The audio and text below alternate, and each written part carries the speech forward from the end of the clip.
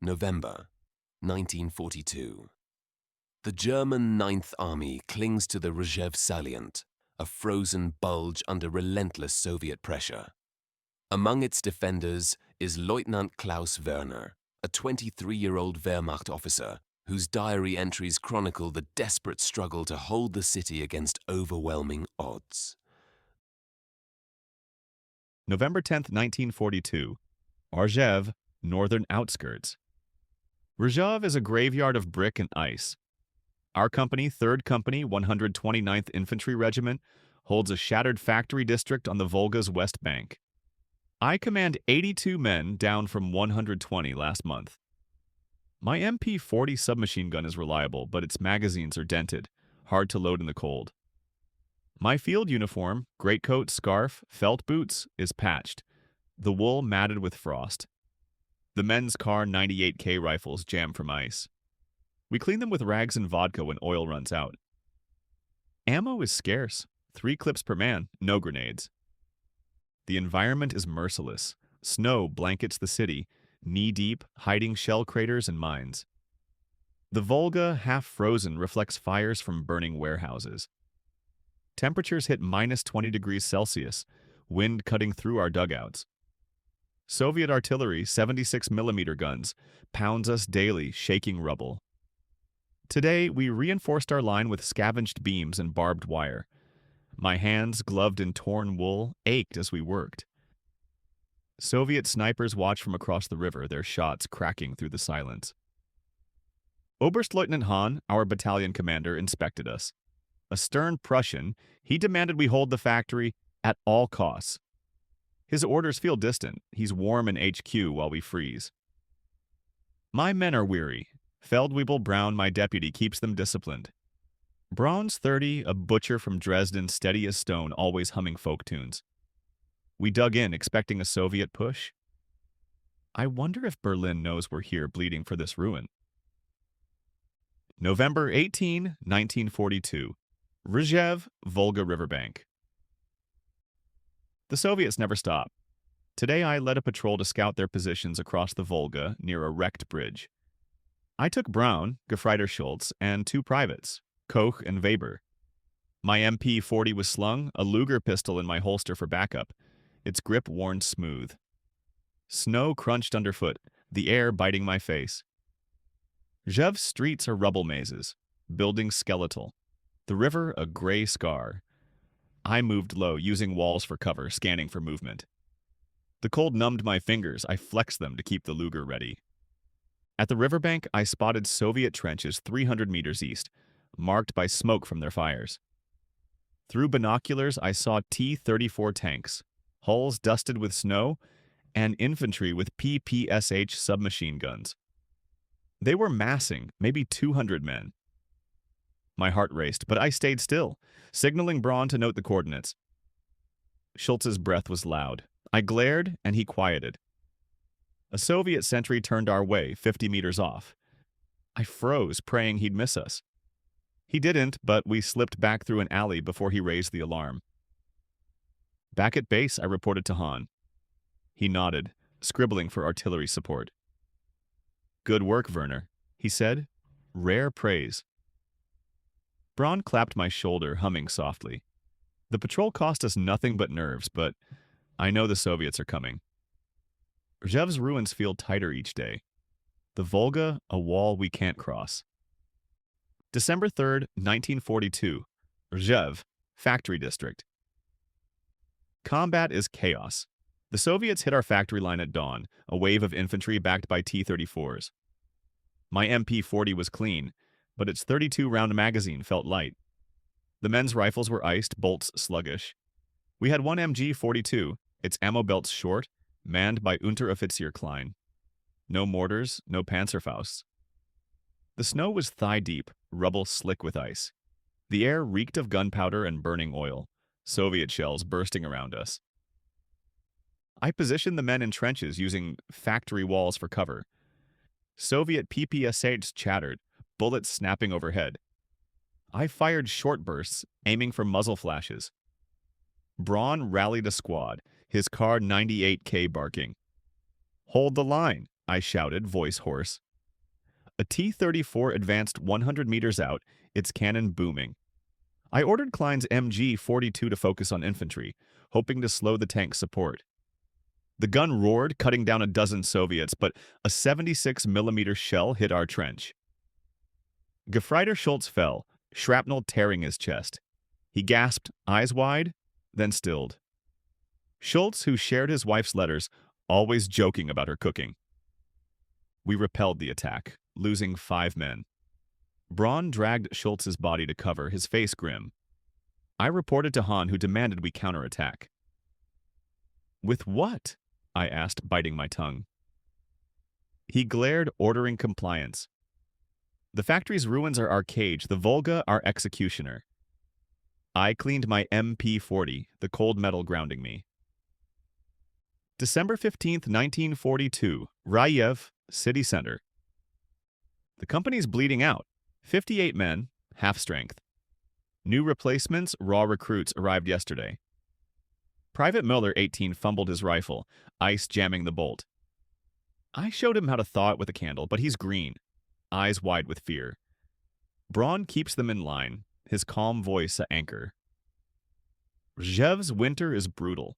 Snowstorms blind us, minus 30 degrees Celsius, freezes fingers to triggers. My greatcoat's torn, scarf caked with frost. The MP-40's barrel is pitted, cleaned with vodka-soaked rags. Hahn ordered a patrol to probe Soviet lines near the city center, a ruined square. I led Braun, Müller, and 2 others. We moved at dusk, through snow-choked streets, buildings looming like ghosts. The Volga's ice glinted, reflecting distant fires. I spotted Soviet sentries 150 meters off near a church. Their Maxim gun's barrel poked from rubble. My pulse quickened, but I stayed low, noting their positions. Müller tripped, crunching snow. A Soviet fired, missing. We retreated, Braun covering with his rifle. Back at base, Hahn cursed our caution, but I'd kept the men alive. Oberst von Richter, regimental commander, visited. Rzhev must hold, he said, his iron cross gleaming. His optimism feels hollow. We're out of ammo, food, hope. Braun hummed softly, steadying the men. I wonder if we'll see spring. January 10th, 1943. Rzhev, Eastern Sector. The front line's a slaughterhouse. Soviets attack daily, their numbers endless. Today we defended a rail yard, its tracks buried in snow. My MP-40 had 20 rounds. I scavenged a Soviet bayonet strapped to my belt. The men's rifles were down to 2 clips each. Klein's MG-42 was our lifeline, but its barrel overheated, warping. Snow fell, visibility 50 meters, the air sharp with cordite. At 0700, Soviet infantry charged, T-34s behind. I crouched in a crater, firing bursts, the MP-40's recoil jarring my frostbitten hands. Braun led a flank, his squad pinning a Soviet platoon. Fire and move, I shouted, signaling Klein to shift the MG-42. A tank shell exploded, spraying ice. Unteroffizier Klein fell, a bullet through his neck. He gurgled, clutching a photo of his son. Klein, who taught me chess in Poland, always planning moves ahead. We held, losing 7 men. Braun's face was stone, burying Klein. Hahn radioed, ordering a pointless sortie. I argued. First time I've defied him. He relented, but his trust in me wanes. The rail yard's ours, but for how long? I cleaned my weapon, the cold biting deeper. January 25th, 1943, Rzhev, Northern Sector. We're ghosts, 42 men left. Miller's tougher, but his hands shake. Braun's steady, but even he's fraying, his humming softer. Rzhev's a frozen hell, snowdrifts burying bodies. My MP-40's magazine is cracked, jamming mid-burst. I patched it with wire, but it's failing. We eat frozen bread, soup thin as water. The Volga's ice creaks, Soviet shells bursting across it. Von Richter summoned me to HQ, a gutted school. Prepare for a counteroffensive, he said. Maps spread. I stared, our company's half dead, ammo gone. Herr Oberst, we can't, I said.